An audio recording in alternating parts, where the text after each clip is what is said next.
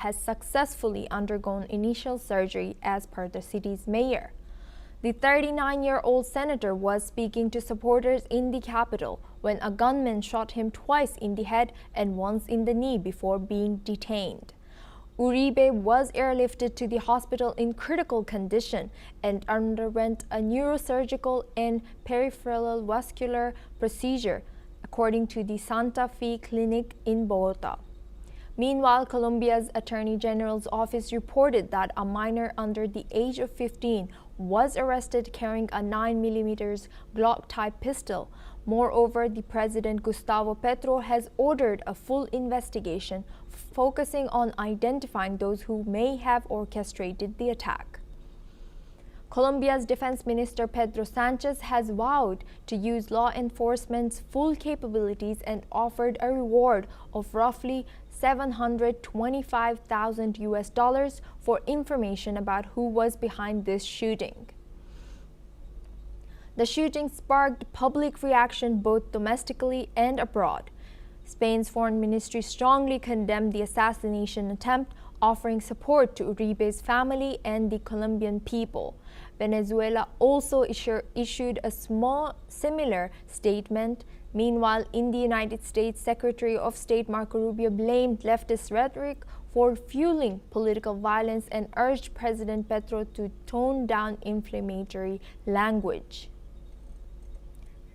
Now we have Spencer Clitcherly. He's a communication strategist joining us live from California. Thank you for joining us today. Welcome to NewsX World. Given that Uribe was seen as a potential 2026 presidential candidate, how might this attack reshape the political landscape in Colombia, according to you? Well, I can't claim to be an expert on the internal politics in Colombia, but based on the understanding that I do have, this is most of all a severe blow to re-emerging Colombian democracy. The country suffered terribly for a couple of decades with political assassinations and widespread violence connected to the drug trade in that country, and really the breakdown of order necessary to support any kind of democracy or any kind of functioning government for that matter. There had been great progress made, including as represented by the current president, Gustavo Petro, who himself was a former member of an urban guerrilla movement named M19, but that organization laid down its arms, I believe, in 1990, and Gustavo Petro has been a left-wing member of the legitimate political world in Colombia ever since.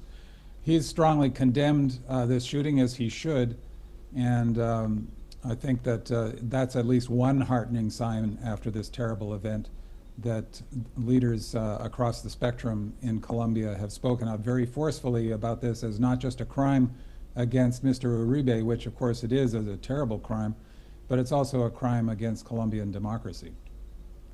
And how does the U.S. view the rising political violence in Colombia, especially in light of this attack on Senator Uribe, a prominent opposition figure?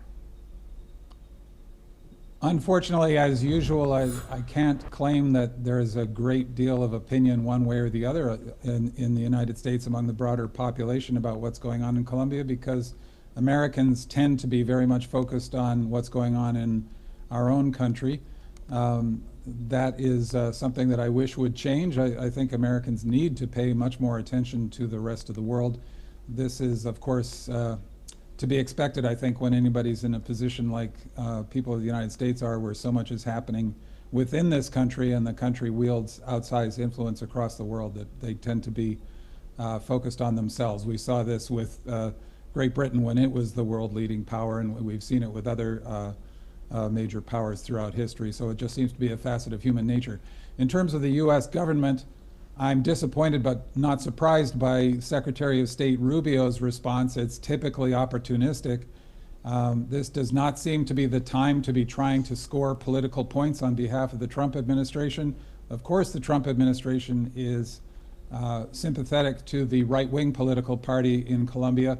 And as I say, this just seems like pure self-centered opportunism on the part of Rubio speaking for the Trump administration, but this should not be surprising, since Again, very unfortunately, Secretary of State Rubio basically personifies self-centered opportunism. As a famous former critic of Trump in the strongest possible terms, he threw away his principles to join the administration, presumably in pursuit of his own political ambitions. And now zooming out to the bigger picture, with a minor under 15 arrested in connection to this shooting, what does this say about the risks of youth radicalization and access to weapons in political environments globally?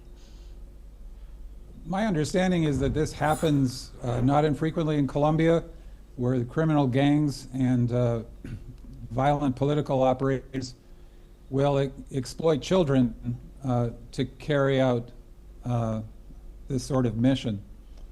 It's revolting, of course, and children are being exploited for one purpose or another around the world, as you say. We've seen that happen in the United States as well, where gangs will use children to run drugs or serve as lookouts and that sort of thing, because they face far more lenient handling in the courts, which I think is a point of pride in the American legal system, but is exploited by unprincipled people. And in Colombia, with its history, it's particularly terrible because the criminal actions of the drug gangs as well as political terrorists have caused just enormous suffering, as I say, for many years in Colombia. Mr. Uribe's own mother was murdered after being, killed during a rescue attempt after being kidnapped by the drug gang run by Pablo Escobar. And according to how should progressive movements balance criticism of foreign leaders like Marco Rubio and Petro with the need to maintain diplomatic dialogue and avoid fueling divisions further? I think it's very important in all cases to maintain the standards of democratic debate and to avoid provocations that are likely to lead to further hatred and violence. There is a special case, though, in the case of the Trump administration, and this is true of some other world leaders, where the basic lack of character of the people involved, or even malign character of the people involved, is a legitimate political issue. The Trump administration is engaged in an organized campaign to replace our democracy with authoritarianism, and furthermore, corrupt authoritarianism. The corruption on display by President Trump and the administration he leads is breathtaking. He just finished essentially a corruption tour of the Middle East, where he might as well have been holding a big bag to receive wads of cash.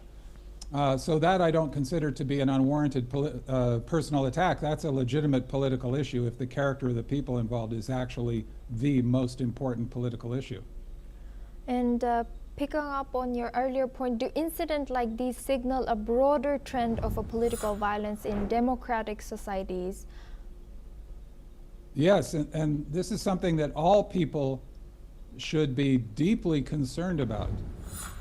This has been developing since essentially the fall of the Soviet Union, which at that time many in the West interpreted as the triumph of liberal democracy.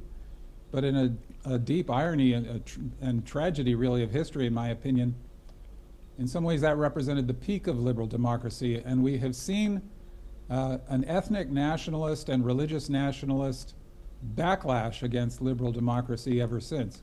I think in part because of the obliviousness of many supporters of liberal democracy who underestimated the importance of local cultures to people and thought there would just be a purely rational, globalized world order that everybody would share in. But unfortunately, in reacting against that mistaken assumption, what we're seeing is people apparently wanting to go back to the bad old days before liberal democracy became a nearly global standard, and that was all of previous human history, which in almost every part of the world was marked by constant conflict, suffering, and death. And for all its shortcomings, the period since World War II, when liberal democracy did emerge as ascendant, it has been the most peaceful and prosperous period in the history of humanity. And I certainly don't think we want to throw that away.